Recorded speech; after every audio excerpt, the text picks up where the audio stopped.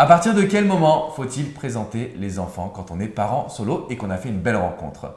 Bonjour à toutes et à tous et bienvenue dans cette minute coaching très spéciale.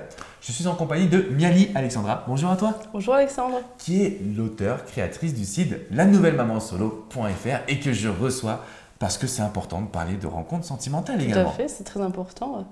Alors, est-ce que tu peux te présenter un petit peu ton parcours, ce que tu as fait? Parce qu'on a fait des formations ensemble et je trouve que tu es tellement inspirante que j'aimerais bien que tu puisses te présenter, s'il te plaît. Alors, moi je suis une maman de deux jeunes enfants qui ont 6 et 4 ans. Et je me suis séparée en fin 2014. Et donc, je suis devenue maman solo il y a quelques temps de ça. Et j'ai écrit un blog. Mais ouais, tu as créé ce blog-là parce que justement, il n'y avait pas de ressources. Tu as été une pionnière. Voilà, pour moi, ça. Quand je t'ai découvert, j'ai dit waouh, c'est super ce qu'elle fait. Et ça a pris très vite. C'est-à-dire que moi j'adore écrire à la base. J'adore écrire. Et j'aime bien aussi partager, j'aime bien parler avec les gens. Et donc, naturellement, le blog s'est fait connaître assez vite. Et la page Facebook aussi. C'était clair. La page Facebook, c'était dingue. Je me suis aperçu que tu avais plus de fans que moi à l'époque.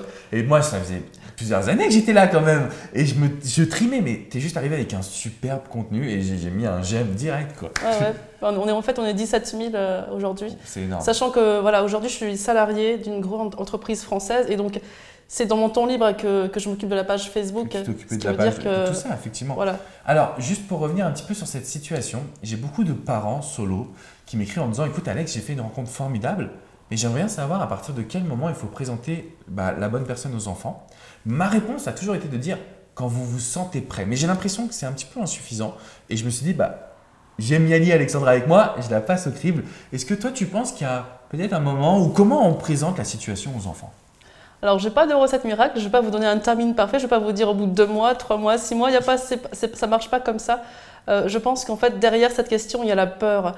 Il y a la peur qui est de se dire « je présente mon mec à mes enfants ». Et qu'est-ce qui se passe si 2 semaines après, 3 semaines après, il se barre et moi je me retrouve avec des enfants qui sont tristes? La peur, elle est là et déjà il faut l'accepter. Cette peur, elle existe parce que toute relation, finalement, on ne sait pas la prédire. Et ça, il faut l'accepter. Il faut déjà vivre avec l'idée qu'on peut présenter les enfants à son homme, mais que ça ne va pas empêcher la souffrance qui peut arriver et que la relation peut se terminer. Ça, il faut l'accepter, quoi qu'il arrive.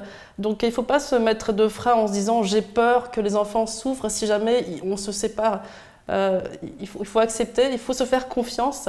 Et c'est quand on se sent confiant que là, on va présenter les enfants. C'est vraiment c'est super à nous de savoir. Parce que je ne me rendais pas du tout compte qu'effectivement, en fait, moi j'avais l'impression qu'en fait c'était plus le côté quand est-ce que je le présente, donc quand est-ce que la relation est solide, mais en fait ça veut dire que se passe-t-il si l'homme ou la femme part? Parce que c'est vrai que les enfants souffrent aussi d'un nouveau départ, d'une situation un petit peu différente. C'est super important. Merci beaucoup Miali pour cette situation.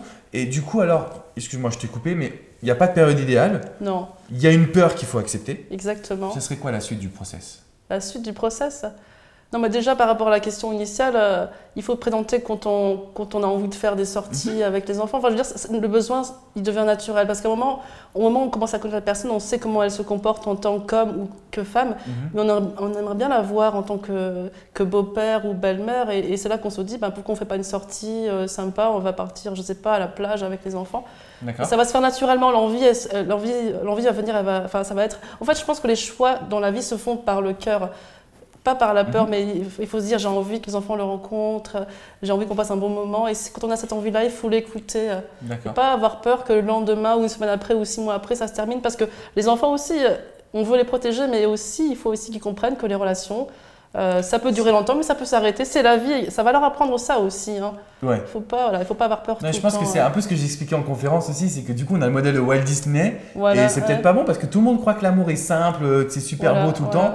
Et il faut peut-être leur donner une autre éducation. Mais alors la question que je me pose, c'est super idée, les sorties. Moi, je parle beaucoup d'activités de sortie. Mais est-ce qu'on prévient les enfants que c'est notre petit copain, petite chérie, ou est-ce qu'on la joue un peu pote dans un premier temps et puis après on saute le pas? Moi, je dirais effectivement plutôt pote, plutôt ami. Dans un premier temps. Et on voit comment ça se comporte et après on concrétise. D'accord, super. Mais aux gens qui pensent que plus on attend, mieux c'est, je dirais attention, c'est comme combien de temps faut-il attendre avant de faire l'amour, c'est pareil. Exactement. On peut avoir des trop mauvaises surprises. Exactement, parce qu'il y a un bouquin aux USA qui dit ça. En gros, il faut attendre 90 jours avant de coucher. Voilà. Et puis au bout du 90e jour, on couche et puis le 91e jour, je suis quitté. C'est un process qui est compliqué parce que du coup, s'il y avait une règle magique, vous la connaîtrez. Je vous C'est ça. jure, les amis.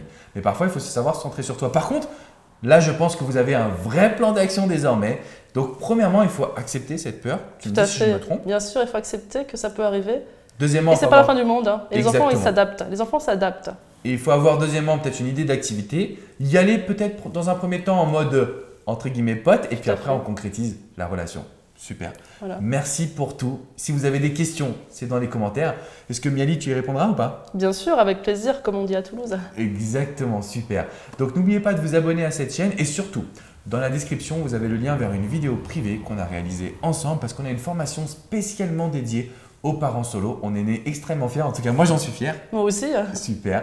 Donc n'oubliez pas à cliquer, n'hésitez pas à cliquer dessus et puis à aller voir cette vidéo. Je vous dis à très bientôt les amis et encore merci à toi Miali Alexandra.